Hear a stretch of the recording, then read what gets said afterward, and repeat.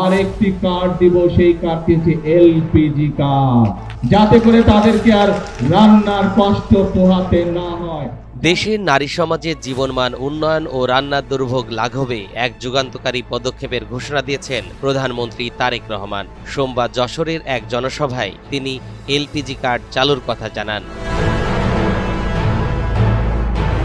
পারিবারিক সচ্ছলতার জন্য ফ্যামিলি কার্ডের পাশাপাশি গৃহিণীদের রান্নার জ্বালানি সংকট দূর করতে এই বিশেষ কার্ড ব্যবহারের উদ্যোগ নিয়েছে সরকার। এখন প্রশ্ন হচ্ছে, এলপিজি কার্ড কি? এলপিজি কার্ড হলো এমন এক বিশেষ সুবিধা সম্বলিত ডিজিটাল বা স্মার্ট কার্ড, যার মাধ্যমে নিবন্ধিত পরিবারের নারী সদস্যরা রান্নাবান্নার জন্য সাশ্রয়ী মূল্যে বিশেষ ভর্তুকিতে এলপিজি সিলিন্ডার গ্যাস পাবেন। মূলত রান্নার জন্য জ্বালানি সংগ্রহে মা বোনদের যে শারীরিক বা আর্থিক কষ্ট হয় তা দূর করাই এই কার্ডের প্রধান লক্ষ্য। এখন পিরিয়ড হোক রেগুলার বা হেভি, প্রয়োজন মতো কনফিডেন্স আছে রেডি। Play with confidence.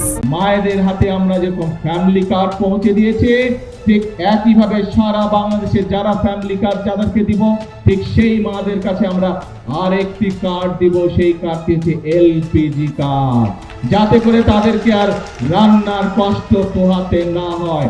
কারা পাবেন এই সুবিধা? সরকার প্রধানের ঘোষণা অনুযায়ী এই কার্ডের প্রাথমিক লক্ষ্য হচ্ছে দেশের সামগ্রিক নারী সমাজ, বিশেষ করে দুই শ্রেণীর নারীদের গুরুত্ব দিয়ে এই কার্ড বিতরণ করা হবে। ১. গ্রামীণ নারী, যারা লাকড়ি বা খড়কুটো কুড়িয়ে রান্না করতে গিয়ে ধোয়ার কারণে মারাত্মক ঝুঁকিতে থাকেন। ২. শহুরে নিম্ন ও মধ্যবিত্ত নারী, যাদের জন্য এলপিজি গ্যাসের উচ্চ মূল্য নিয়মিত বহন করা কঠিন হয়ে পড়ে।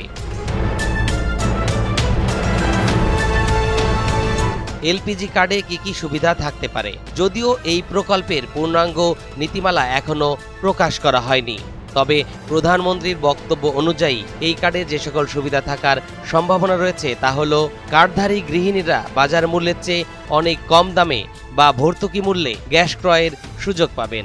কার্ডের মাধ্যমে প্রতি মাসে একটি পরিবারের জন্য নির্দিষ্ট পরিমাণ গ্যাস সিলিন্ডার বরাদ্দ থাকতে পারে। ডিলার বা নির্দিষ্ট বিক্রয় কেন্দ্র থেকে কার্ড প্রদর্শন করে দ্রুত সিলিন্ডার গ্যাস রিফিল করার সুবিধাও থাকতে পারে।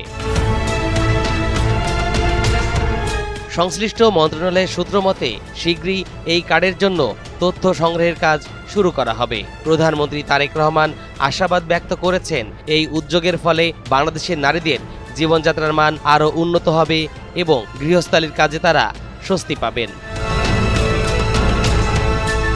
তরিকুল ইসলাম, এনটিভি অনলাইন।